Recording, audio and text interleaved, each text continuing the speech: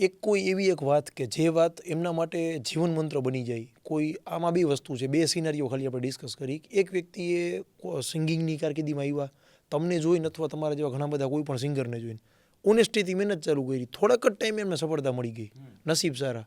કોઈ એવું વ્યક્તિ છે, તમે જે આની પહેલાં વાત કરી કે હકીકતમાં ભાઈ સારું ગાય છે, પણ કોઈ એવું પ્લેટફોર્મ નથી મળ્યું, કોઈ એવું મોટું એને પ્લેસ નથી મળ્યું કે જ્યાં એ પોતાની કળા રજૂ કરી શકે. તો એ વ્યક્તિ પ્રયત્ન સતત ને સતત થાકે નહીં ત્યાં સુધી ચાલુ રાખવાનો છે. કોઈ એક એવી વાત કે જેને ઓલવેઝ મગજમાં રાખવી જોઈએ, જેને સફળતા હજી સુધી મળી નથી તમારી દ્રષ્ટિએ, તમારા અનુભવથી, કારણ કે તમે આજે એક ગુજરાતના અને લોક સાહિત્યના એક સ્ટેજ ઉપર બેઠા છો, એક લેવલ ઉપર બેઠા છો અમિતભાઈ. તમને જોઈને આ ફિલ્ડમાં આવવાવાળા ઘણા બધા લોકો છે. તો એ વ્યક્તિએ સતત એક વાત શું મગજમાં રાખવી જોઈએ કે કાંઈ વાંધો નહીં, આજે નથી મળી કાલ મળશે, કાલ નથી મળી પરમ દિવસ મળશે, મારે મારો વે ચૂકવું ન જોઈએ, એવી કોઈ એક વાત. તો સત્ય છે પણ કડવી છે. કોઈ વાંધો નહીં. આ ફિલ્ડ છે ને ભ્રમિત ફિલ્ડ છે. તમને જે દેખાય છે નહીં, આંબા આંબલી બધાય બતાવે, એમાં સમય વેડફાઈ જાય, શક્તિ વેડફાઈ જાય, પણ અંતે કંઈ મળતું નથી. ફુગાવાથી ઉપજેલી આ ફિલ્ડ છે. દરેક માણસ આ ફિલ્ડમાં ખોટો છે કે ભાઈ તમને કોઈ વાત કરતા હોય તો એ કમિટમેન્ટ્સથી ફરી જતા હોય. કોઈ આધાર વગરની આ ફિલ્ડ છે.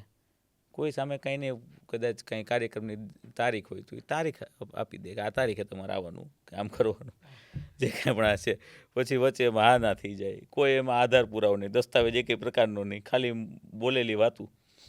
એટલે આ ફિલ્ડમાં આવતા પહેલાં આ ફિલ્ડની વાસ્તવિકતા જાણવી જરૂરી છે.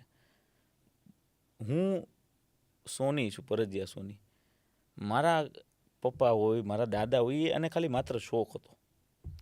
હવે હું એક અલગ કોમ્યુનિટીથી આવું છું, હું એક અલગ વેથી આવું છું, એટલે મને ફિલ્ડમાં ક્યાંક અડચણો પડતી હોય ક્ષેત્રમાં. એવા મારી જેવા હજારો કલાકારો છે કે જેને ક્યાંક ને ક્યાંક આ વસ્તુ નડતી હોય. હવે સમય એવો બદલી ગયો કે હવે સોશિયલ મીડિયા આવ્યું. સોશિયલ મીડિયામાં જે ધારે એ કરે અને લોકો એને પ્રોત્સાહિત કરે. લોકો એટલે આજે કહેવાય ને કલાકારોના સારા સારા વિડીયો બહાર આવવા માંડે. કોકને એમ થાય હું કંઈક સારું ગાઉં છું તો મૂકી દઉં હાલો. જે રીતના એને પોતાની કલા રીતના મૂક્યું હાલો, જેવું મૂક્યું એવું. લોકોને ગમ્યું તો લોકોએ એને પ્રતિસાદ આપ્યો, એક્સેપ્ટ કર્યા. તો આ ફિલ્ડમાં આવતા પહેલાં આ ફિલ્ડની રિયાલિટી જાણવી, ડાર્ક સાઈડ પહેલાં જાણવી, કારણ કે આ દેખાય તો છે નહીં, એટલે એની પાછળનું જ જોવું પડે.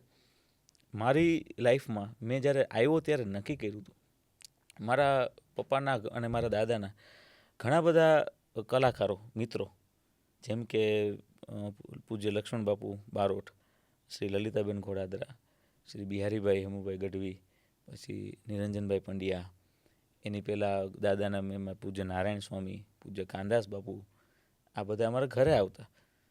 અને મને આજની તારીખમાં પણ બધા જેટલા અત્યારે હયાત છે એ લોકો મને સાચવે પણ છે અને મને ખૂબ પ્રેમ આપે છે.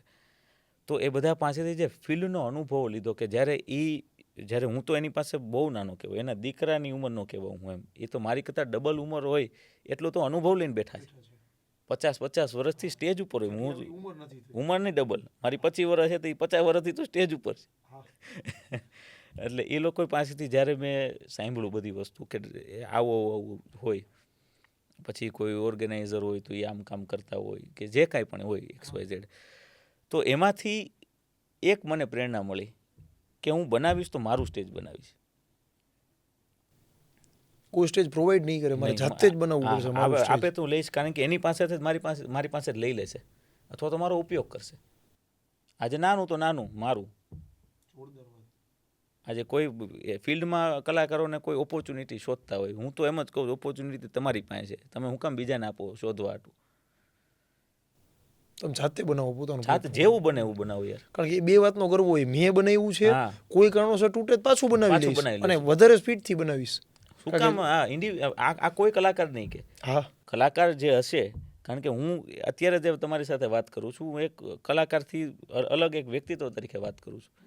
હું કલાકાર નથી, પણ કલાકાર કોઈ આવું બોલશે નહીં, કારણ કે એને ખબર છે કે આપવીતીમાંથી પસાર થયો હોય, કેટલા એને સ્ટ્રગલ કર્યા હોય, કેટલું એને ઓલું કહેવાય ને શું કહેવાય આપણે ઓલો કોલેજમાં શું કરે રેગિંગ કરે, તો રેગિંગમાંથી પસાર થયા હોય, નેપોટિઝમ એને જોયું હોય, નેપોટિઝમ જોયું હોય, તો પછી આવું કોઈ બોલે નહીં ને કે ભાઈ ભલે ને ભાઈ હું દુઃખી થયો તો આ થતો, આને કે થોડું આમને પીરસેલી થાળી આપી દેવાય.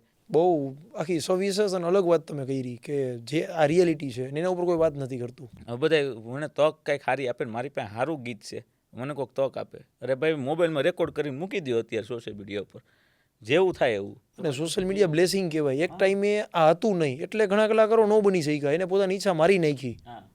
અત્યારે શું થાય કે કોઈ પણ વ્યક્તિની ઈચ્છા થઈ અને જો સાચું કંઈ એનામાં તમે કેવું કૃતિ છે અને એ મૂકી દઈએ તો લોકો એને એક્સેપ્ટ કરશે, તો એ સોશિયલ મીડિયા એક વરદાન છે અત્યારે. 100%.